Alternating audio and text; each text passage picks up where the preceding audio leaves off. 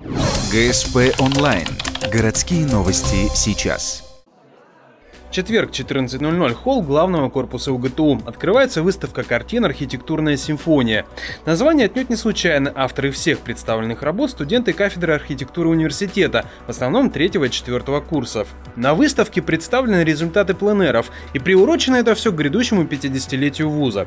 Частично экспозиция – это ухтинские виды или же архитектурные фантазии, но в большинстве своем московские пейзажи, куда ездили студенты на 3 недели в прошлом году. В экспозицию отобрали самые лучшие работы, и выбор был непрост.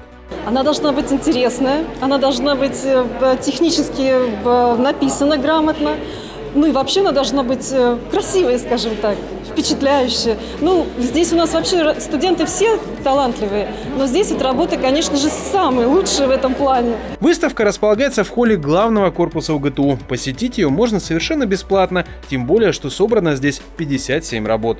Экспозиция будет доступна примерно месяц.